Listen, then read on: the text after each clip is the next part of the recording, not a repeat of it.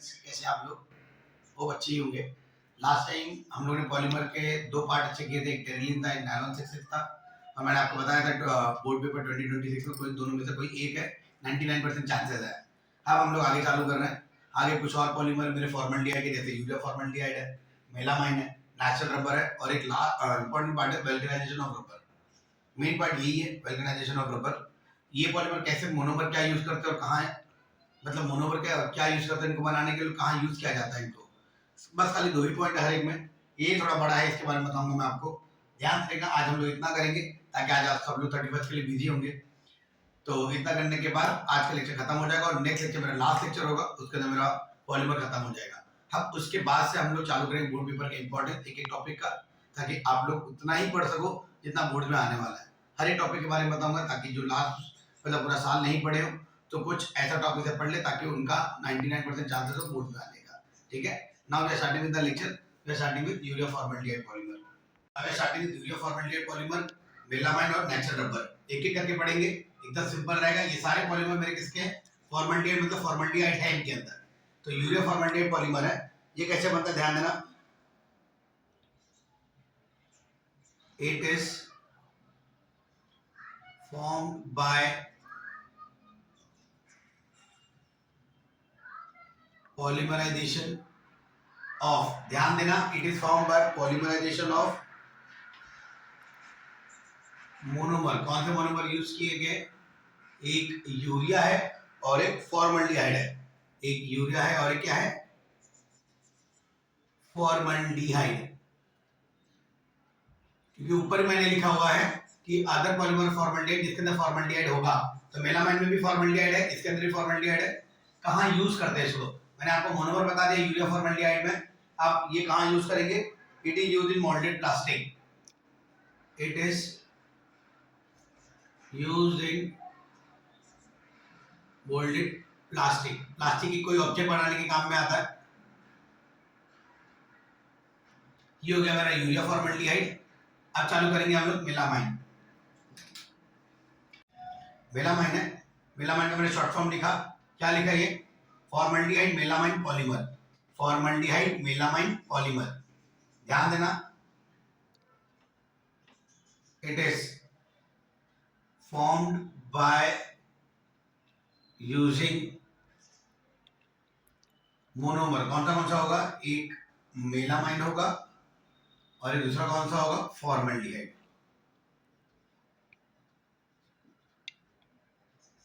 Melamine और formaldehyde ये कहाँ यूज करते हैं, इट इज यूज फॉर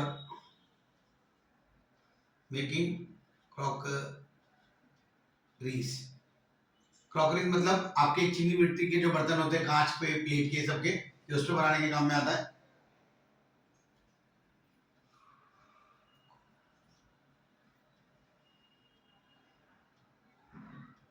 ध्यान देना, 4-5 पॉइंट है। कहाँ से मिलता है नेचुरल पॉलीमर, मतलब आपका रबर ट्री से मिलेगा। ग्लू लाइक सब्सटेंस होता है जिसको कोलाइडल सस्पेंशन बोलते हैं। कौन सी चीजें, सारी चीजें मैं लिख रहा हूँ, ध्यान देना। Natural rubber is from,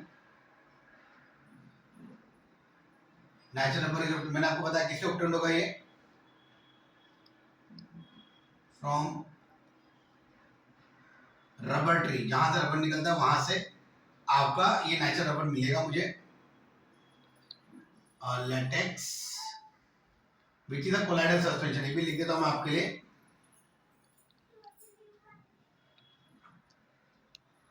form of colloidal,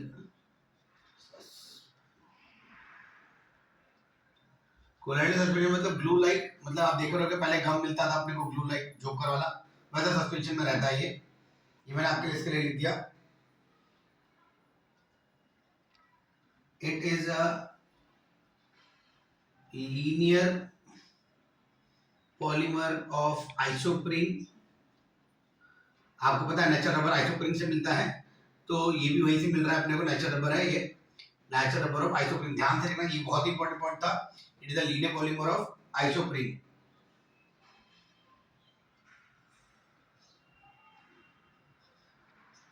natural rubber is cis 1,4, ध्यान देना ये नाम, cis 1,4 पॉलीआइसोप्रीन, उस स्ट्रक्चर का नाम लिख दिया मैंने। Natural rubber is cis 1,4 पॉलीआइसोप्रीन।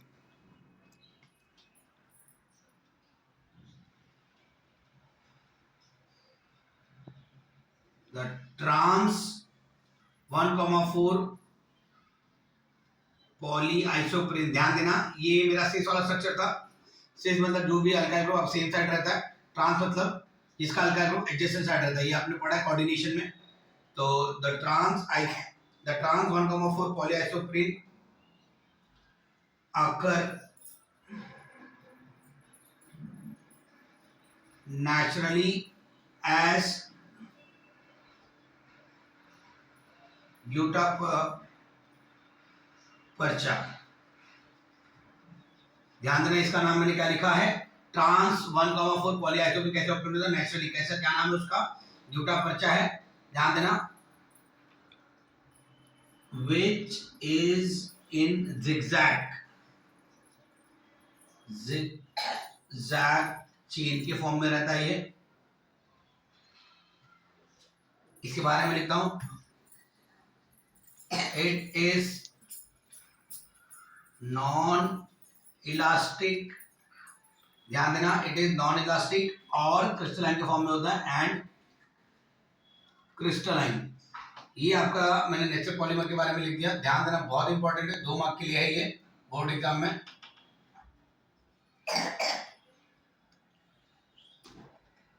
जो इंपॉर्टेंट पार्ट है वल्कनाइजेशन ऑफ रबर।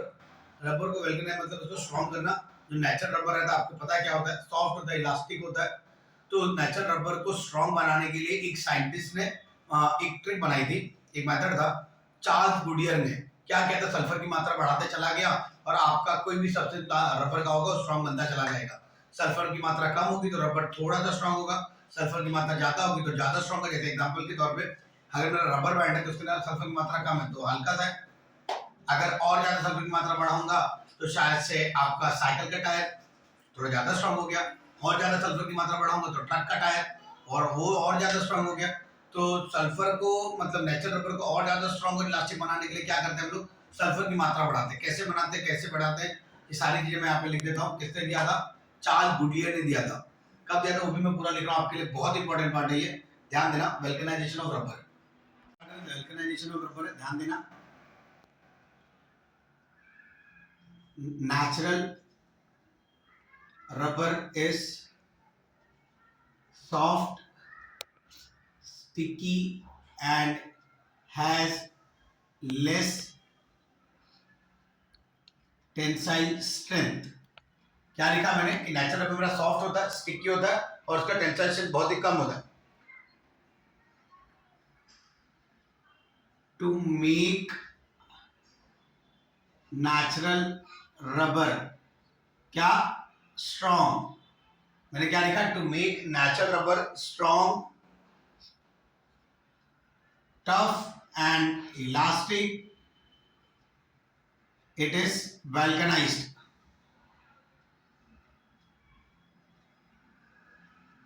किसी भी नेचुरल रबर को स्ट्रॉन्ग, टफ या इलास्टिक करने के उसको क्या करना पड़ेगा, वल्कनाइज करना पड़ेगा। वल्कनाइज क्या होता है, किससे दिया वो भी मैं यहाँ पे लिख रहा हूं,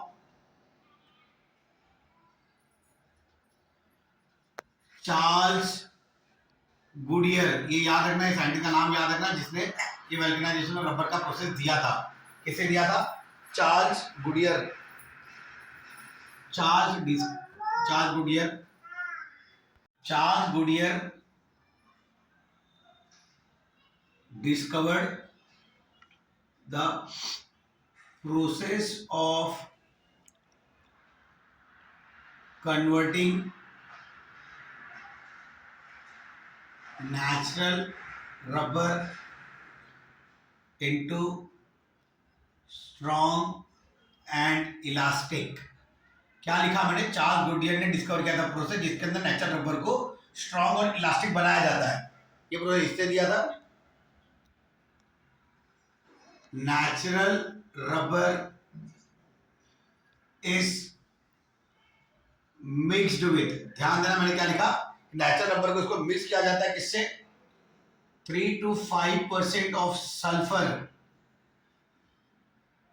कितना percent, 3 to 5% of sulphur and heated at about 100 to 150 degree Celsius.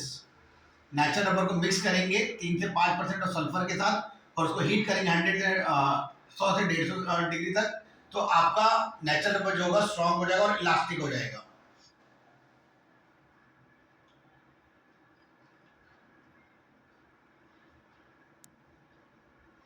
Rubber made with, ध्यान देना नेचुरल रबर जो बनाया जाएगा 20 to 30% of sulphur, 20 to 30% of sulphur. यहां पे मैंने क्या किया, यहां पे मात्रा सल्फर की कम रखी, यहां पे मैंने क्या लिया, सल्फर की मात्रा ज्यादा रखी, कितना लिया यहाँ पे 20 to 30% अगर मैं सल्फर लेता हूं, natural rubber 30 to 20% sulphur is used in band, rubber band आपको पता ही होगा।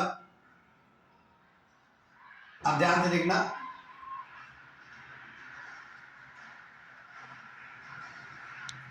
आपका 3 to 5% सल्फर लेंगे तो आपका नेचुरल रबर क्या होगा, स्ट्रॉन्ग एंड इलास्टिक हो जाएगा।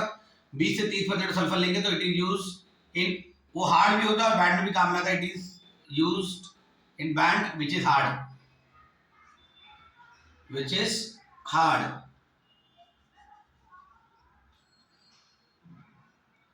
अब नेक्स्ट पार्ट है अपना, अगर मैंने 3 से 10% लिया then natural rubber is less hard. अगर मैंने सल्फर की मात्रा कम रखी तो वो स्ट्रॉन्ग कम होगा, सल्फर की मात्रा ज्यादा रखी तो वो स्ट्रॉन्ग ज्यादा होगा।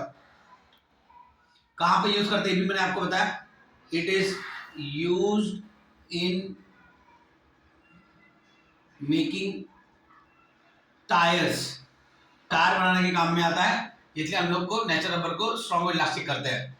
तो ये जो प्रोसेस था नेचुरल रबर को स्ट्रॉन्ग और टफ बनाने के, किससे दिया था, चार्ल्स गुडियर ने। मैंने पूरा चीज मैंने आपके लिए लिख दिया, वल्कनाइजेशन ऑफ रबर, प्लीज ध्यान से देखना, बहुत इंपॉर्टेंट पार्ट है, ये बोर्ड एग्जाम में पूछा भी जा चुका है कितनी बार, इसलिए मैं इसको इंपॉर्टेंट मार्क कर देता हूं आपके लिए।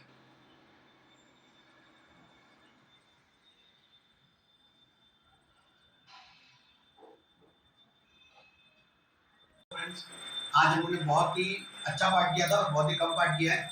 आज मैंने सिखाया आप लोगों को कुछ पॉलीमर जिसके अंदर फॉर्मेलिटी ऐड होता है, जैसे यूरिया फॉर्मेलिटी ऐड हो गया, मेलामाइन हो गया और नेचुरल रबर हो गया। नेचुरल रबर कैसे बनता है वो मैंने आपको बताया, सीटो ट्रांस क्या था, फिर मैंने आपको यहाँ पे वल्कनाइजेशन ऑफ रबर बताया।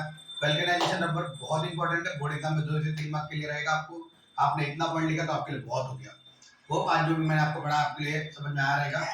तो अगर आप आज को मेरा लेक्चर समझ में आया तो प्लीज चैनल को लाइक करिए, सब्सक्राइब करिए और ये उन लोगों तक शेयर करिए जिनको ये चैप्टर सिंपल फॉर्म में चाहिए। थैंक यू बच्चे लोग, अच्छा लगा आप लोगों को पढ़ा के।